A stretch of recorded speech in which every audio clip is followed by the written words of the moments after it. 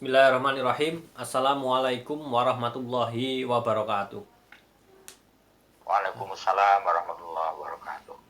Alhamdulillahirrahmanirrahim. Kembali lagi bersama Peta Islam, sobat-sobat Peta Islam dimanapun kalian berada. Eh, Pada kesempatan malam hari ini saya ditemani oleh Ustadz Adib Sulasirat. Saya mau membahas tema-tema menarik ini yang mau kita bahas, yaitu tema tentang penyembelihan, perintah penyembelihan Ismail ataukah Isa, ya, karena ada dua versi pendapat, sebenarnya mana nih yang disembelih seperti itu.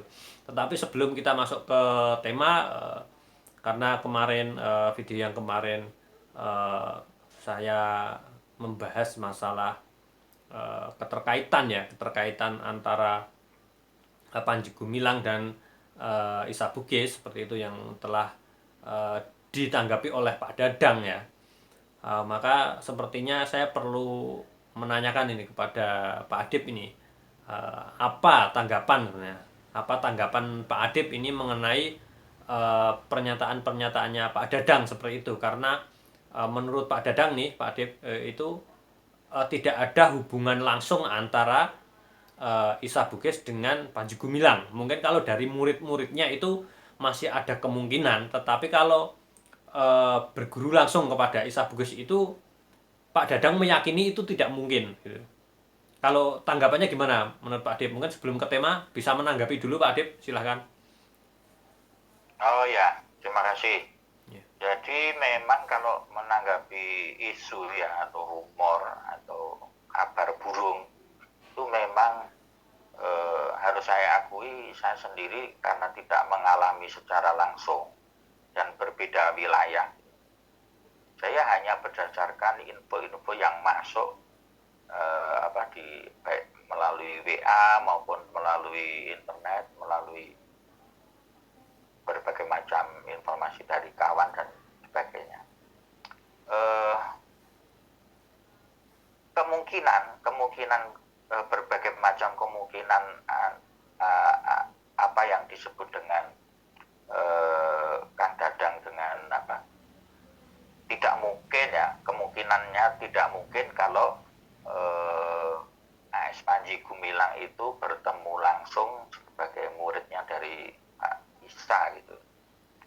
Tetapi kalau yang namanya kemungkinan kan sebaliknya juga mungkin gitu. Mungkin saja gitu. Karena durasi sejak pertama kali saya lihat di bukunya pengantar menuju Madinatul Munawwarah itu kan diterbitkan tahun 60 ya, 1960. Jadi durasi antara tahun 60 sampai tahun 70, kemudian paling akhir sampai 80 gitu. Periode 20 tahun pertama ini kan masih sangat awal gitu loh perjuangan Pak Isa itu. Dan memang fokus kegiatannya lebih banyak di sekitar Sukabumi gitu. Itu satu hal. Sebetulnya ada satu tokoh yang bisa dikonfirmasi dan beliau itu merupakan teman satu kampus ya waktu Panji Gumilang itu kuliah di IAIN, waktu itu IAIN Ciputat namanya ya. Itu Pak Kudori, Pak MCH itu temannya gitu. Saya nggak tahu persisnya, tapi menurut info seperti itu. Jadi sebetulnya kalau Mas Ain bisa coba dihubungi gitu untuk bisa cross check gitu. Kalau kan kadang-kadang kan tampil di Kampion juga. Itu Pak MCH itu ada informasi yang beliau alami gitu loh, bukan kalau dari saya itu kan hanya dengar-dengar gitu, tidak pernah mengalami secara langsung. Jadi sekali lagi kalau menanggapi Kang Dadang berbagai macam kemungkinan ya bisa gitu. Artinya bisa tidak ketemu langsung, tapi bisa juga ketemu langsung tapi kita nggak tahu gitu. Tapi oke lah, kalau memang informasi yang didapatkan Kang Dadang itu sangat kuat, saya juga ngikut saja. Artinya memang kayaknya kalau ketemu langsung tidak mungkin lah. Atau misalnya ketemu tidak langsung tapi kemudian secara otodidak kan bisa dia membaca bukunya Pak Isa, mempelajari dengan mendalam dan kemudian bahkan mempraktekannya beberapa. Karena sebuah wujud dengan lahan 1.200 hektar itu bukan sembarangan bisa mewujudkan bangunan, mewujudkan pertanian, mewujudkan segala macam. Bahkan terakhir ada galangan kapalnya juga. Kalau hanya orang studi secara sambil lalu, kok kayaknya mustahil bisa mewujudkan sesuatu yang demikian. Ya apapun itu hebat gitu loh. Artinya ada wujudnya gitu. Ada wujud. Kita mau membangun satu sekolahan saja kan berapa ruang kelas itu kan tidak mudah gitu. Ini 1.200 hektar lengkap gitu, ada pendidikannya, ada pertaniannya, ada peternakannya, bahkan ada galangan kapalnya. Itu Mas Ain. Jadi kemungkinan, berbagai macam kemungkinan, oke. Yang namanya kemungkinan pasti ada lah. Ya, artinya kalau menurut Pak Adip sendiri memang kalau Pak Dadang itu kan menganggap kalau Panji Gumilang itu belajar dari muridnya Isa Bugis itu masih ada kemungkinan. Tetapi kalau belajar langsung dengan Isa Bugis itu beliau mengatakan meyakini lah, Pak Dadang itu meyakini dia tidak mungkin kan gitu, berdasarkan dari teman-teman yang sudah ditanya pada di lokasi seperti itu. Tapi kalau pandangan Pak Adip berarti dua-duanya tetap kemungkinan ya. Artinya kemungkinan juga belajar dari muridnya Isa Bugis, tetapi kemungkinan juga bertemu langsung dengan Isa Bugis, tetapi kita tidak tahu seperti itu ya Pak Adip ya. Dua-duanya kemungkinan gitu. Iya, dua-duanya kemungkinan. 50-50 lah. Karena tidak semua peserta studi yang katakanlah yang menjadi tangan kanannya Pak Isa Bugis itu kan tidak semua orang tahu. Artinya teman-teman dekatnya itu siapa saja kan tidak semua orang tahu. Oke. Artinya tidak ada yang mendampingi Isa Bugis itu selama 24 jam penuh seperti itu ya Pak Adip ya. Artinya kan nggak ada. Istrinya saja tidak. Artinya bertemu dengan siapa saja kan nggak mungkin bisa kelacak semuanya gitu. Artinya ada kemungkinan gitu Pak Adip. Iya, kecuali ada wawancara khusus atau ada informasi dari Pak Isa Bugis langsung gitu. Oke. Ya. Oke Pak Adip, mungkin aja, oke, ya, mungkin tanggapannya mungkin itu. Mungkin nanti kita kalau ada info-info lagi lah nanti mengenai hal itu dari teman-teman nanti kita bisa ulas lagi seperti itu. Mungkin mengenai tema kita pada malam hari ini Pak Adip, yang kaitannya dengan ini informasi perbedaan pendapat ini masalah penyembelian Ismail ataukah Ishak seperti itu. Pak Adip menurut pandangan Pak Adip gimana silakan Pak Adip. Jadi kasusnya ini sebetulnya keluarga besarnya Nabi Ibrahim ya, dan hingga saat ini Nabi Ibrahim itu dianggap bapaknya para nabi gitu ya kan. Jadi bapaknya para nabi, sehingga kasus, kalau dilihat ini kasus keluarga Nabi Ibrahim ini memang unik dan bisa dipakai sebagai ibrah ya, sebagai sebuah kita ambil hikmahnya gitu.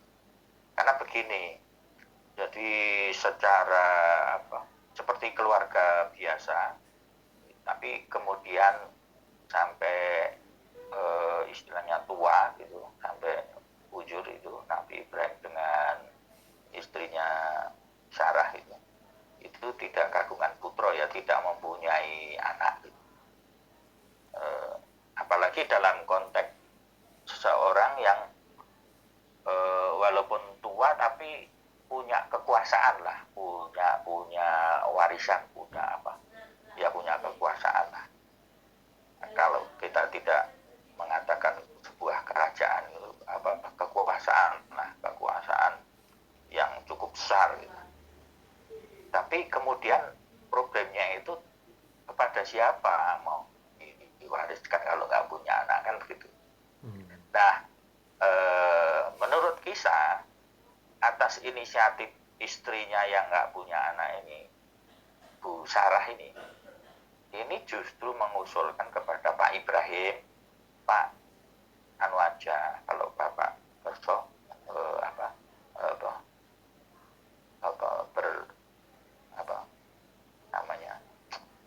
si namanya Hajar, pembantunya katakanlah seperti itu dinikahi. Siapa tahu nanti Allah berkahkan anak dari situ gitu. Dan benar, Hajar ini adalah etnisnya bukan dari Palestina ya, bukan dari di Timur Tengah yang ini, tapi dari Afrika. Bahkan ada riwayat yang mengatakan dari Ethiopia, jadi seperti Bilal itu. Tapi saya cenderung kalau seperti Bilal kayaknya kok tidak ya, tapi lebih kepada Afrika tapi yang agak utara gitu. Sebab kalau Afrika yang kayak Ethiopia itu memang cenderung gelap ya, gelap banget. Tapi kalau yang Afrika yang agak utara kan gelapnya agak kecoklatan, ya, agak lebih terang. Singkat cerita itu dengan Hajar itu kemudian melahirkanlah Ismail. Nah, ada semacam semacam kecemburuan juga gitu.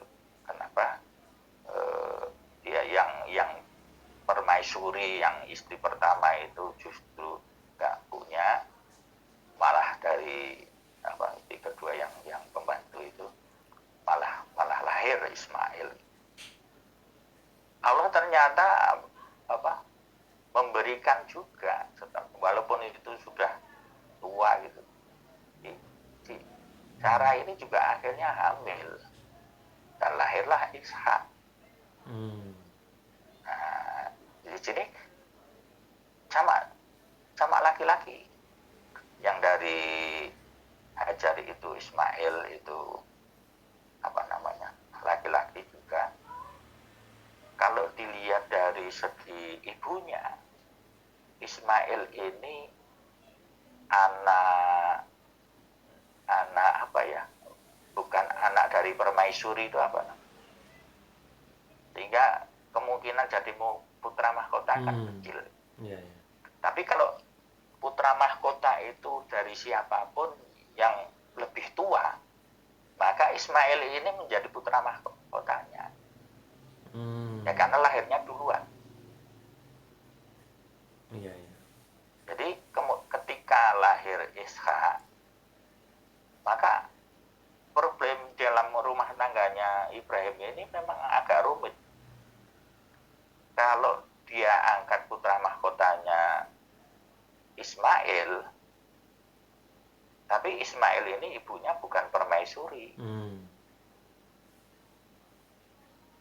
Tapi kalau yang diangkat sebagai putra mahkota itu Ishak itu lebih kecil, maksudnya dia muda. Bukan putra barat, putra pertama.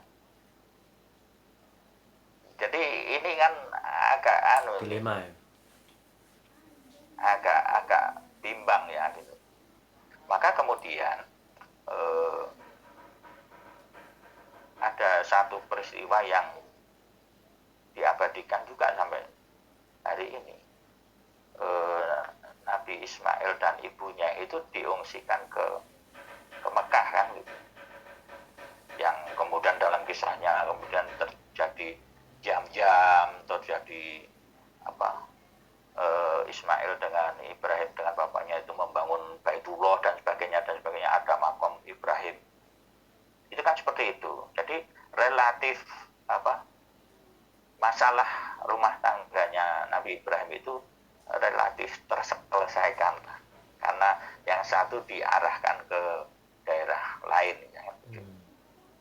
Sehingga praktis kalaulah nanti dua-duanya itu jadi putra mahkota, yang satu mewarisi di daerah Hijaz yang Ismail itu yang sekarang menjadi Arab dan sebagainya, kemudian Isra mewarisi tanah yang sekarang menjadi Palestina, Israel dan sebagainya itu di utara. Jadi itu apa kalau dari background cerita rumah tangganya Nabi Ibrahim seperti itu. Lantas kaitannya dengan ayat Pak Adib yang mengatakan penyembelihan itu. Ya. Iya. Ya ini saya lebih melihat sebagai perlambang ya.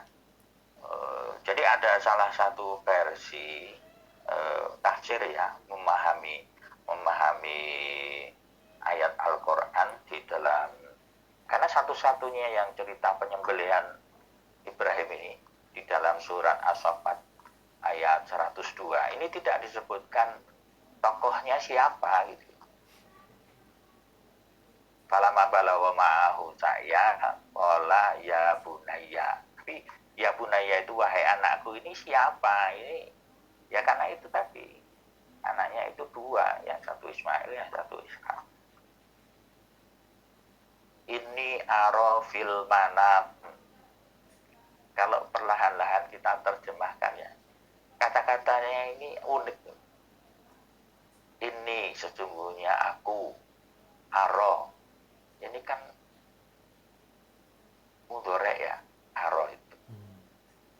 Kalau mudhari itu akan atau sedang. Kalau madi kan telah ya. Sehingga kalau madi harusnya bukan aro. Ini ro'aitu, begitu.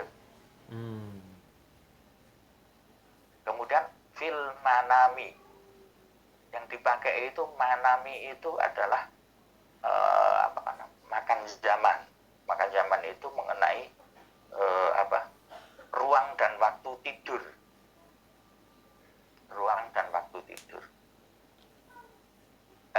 saya punya imajinasi kalau kata-kata ini disimpelkan menjadi fi'il madhi, maka kata-katanya menjadi ini ro'aitu fin naumi, sesungguhnya aku melihat di dalam tidurku, kan begitu. Seperti kalau azan subuh itu kan sholatu minan naum, kan begitu. Tidur itu ya naum gitu. Tapi ini yang dipilih oleh ayat ini bukan naum tapi manam, al-manam, yaitu isim yang menunjukkan ruang dan waktu. Jadi ini bisa didalami. Mestinya kalau sekedar aku membengi mimpi gitu, ini roa itu fin naumi, kan gitu. Ya.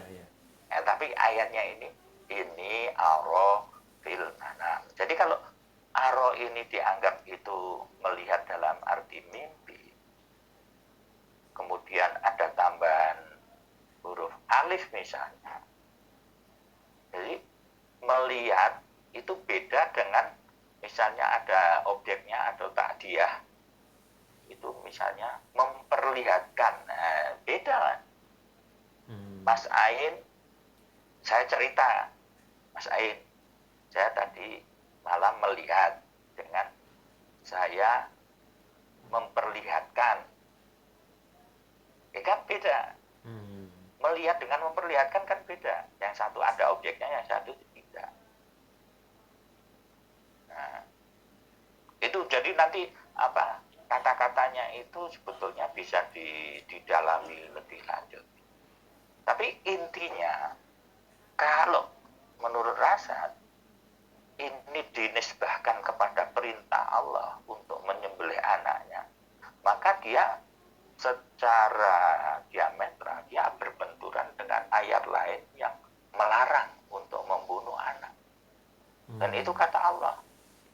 di dalam surat Al-An'am ayat 151 dan juga di dalam surat Al-Isra ayat 31.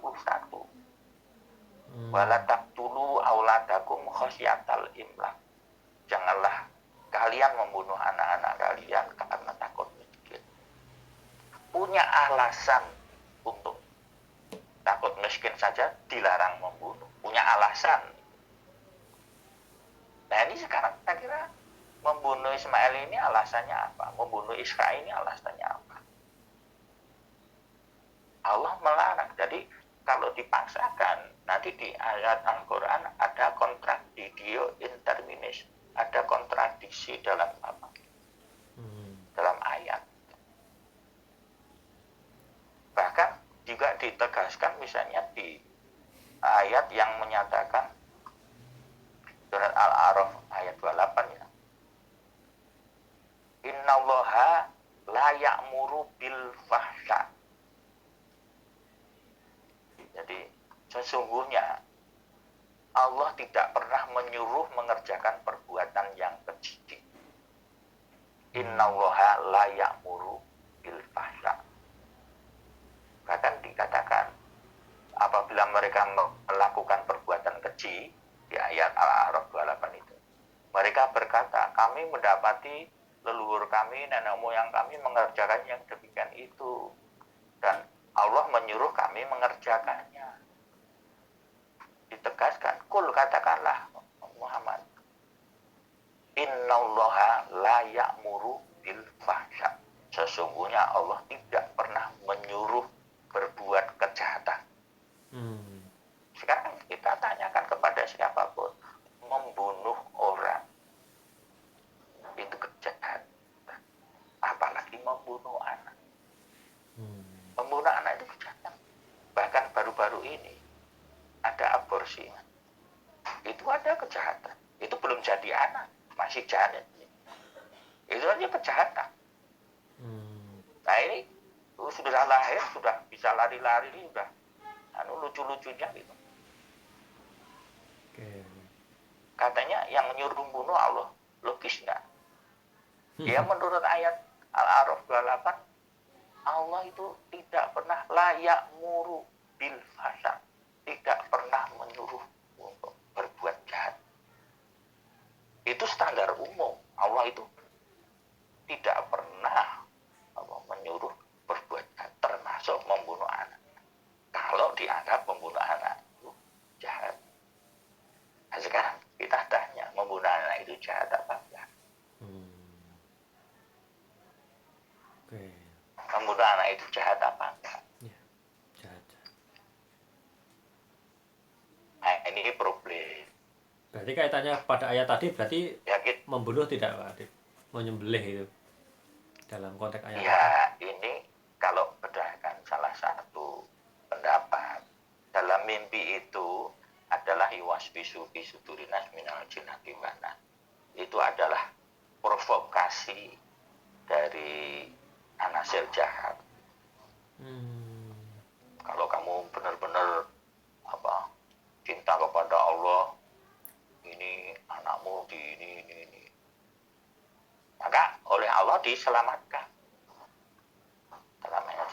Tapi itu yang meyuwaswisu itu bukan Allah. Yang menyuruh berbuat jahat. Tapi karena Ibrahim ini orangnya tulus, orangnya baik, seorang nabi, seorang rasul, maka oleh Allah diselamatkan. Bukan begitu caranya.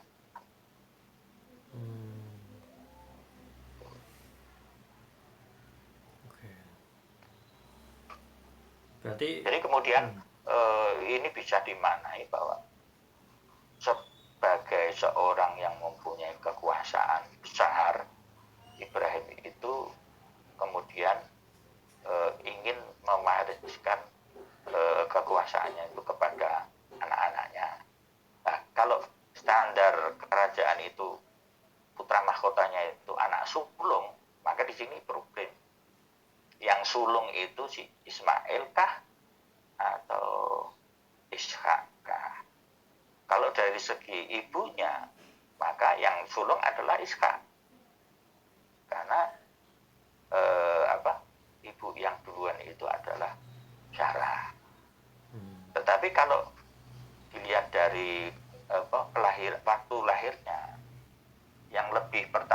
melahirkan Ismail. Maka yang sulung adalah Ismail. Sehingga solusinya kalau mau sebagai pewaris, ya dipisah saja, dipisah. Yang satu kerajaan selatan yang menjadi timur tengah itu apa namanya, menjadi Jazirah Arab itu. Yang satu di utara yang menjadi Palestina, Israel, Syria dan sebagainya. Yordania termasuk. Jadi sebetulnya bisa dimaknai penyembelihan kurban itu adalah bagaimana kita itu agar tidak serta-merta mengikuti tradisi yang belum tentu sumber ilmiahnya atau informasinya itu dari Allah. Jangan serta-merta kita lakukan. Karena kalau misalnya semua nabi dan rasul termasuk Nabi Ibrahim itu adalah uswatun hasanah, bagaimana nanti kalau ada seorang yang kemudian merasa ingin beruswah kepada Nabi Ibrahim kemudian menyembelih anaknya benar-benar gimana? Karena udah ada contohnya kan gitu. Bagaimana itu? Siapa yang pertama?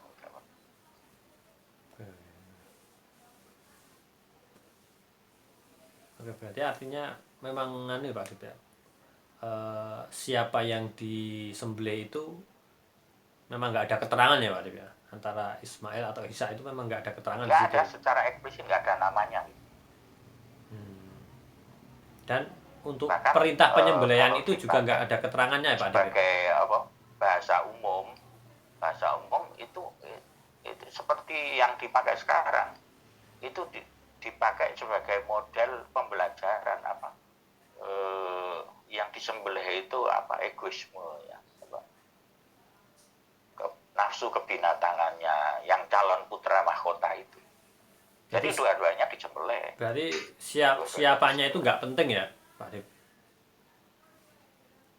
Gimana? Siapanya yang disembelih itu menurut ayat itu nggak penting ya. Yang penting gimana? Nggak disebutkan gitu. Setiap anak yang kita sayangi, yang ingin melanjutkan generasi, apalagi mempunyai kekuasaan, ingin mewarisi kekuasaan sebagai katakanlah putra mahkota dalam konteks kerajaan, ya harus wajib disembelih gitu ya. Egoismenya. Karena nanti kalau menjadi pemimpin apalagi sebuah bangsa, bukan hanya sebuah suku atau kabilah ya, sebuah bangsa, itu harus menjadi bapak dari semua rakyatnya, harus adil. Tidak boleh jadi pemimpin tapi masih egois. Tapi bukankah dalam konteks itu perintah itu bukan dari Allah menyembelih itu Pak Adip? Dalam konteks betul. Justru itu. Makanya kalau mau kan kalau difahami secara letterlek terus mau menyembelih secara fisik itu kan keliru. Oh, ya. Bukan begitu, kan keliru. Oh, diluruskan berarti ya penyembelihan nganunya itu diluruskan. Oke. Kalau menyembelih betul-betul menyembelih fisik anak itu kan keliru, itu bukan dari Allah. Allah nggak pernah menyuruh seperti itu. Allah nggak pernah menyuruh kejahatan gitu. Oh, berarti Allah itu memang menyuruh menyembelih tapi bukan menyembelih dalam arti kejahatan itu ya Pak Dip? Iya, tapi bukan menyembelih dalam arti kejahatan. Oh, ya pastilah, karena kalau menyembelih yang dalam arti fisik kan sudah dilarang di surat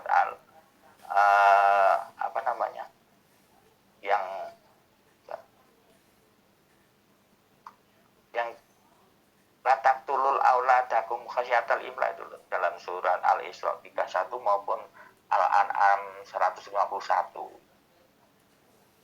Walataktulu auladakum khasyatal imla, kan nggak boleh. Itu yang secara fisik ya, secara kejahatan itu tadi ya, yang boleh ya Pak Dip ya? Iya, ini nggak boleh lah. Ya dimanapun, zaman kapanpun, masa Allah menyuruh. Jadi kalau ada tafsir seolah-olah itu menyuruh, itu bukan dari Allah.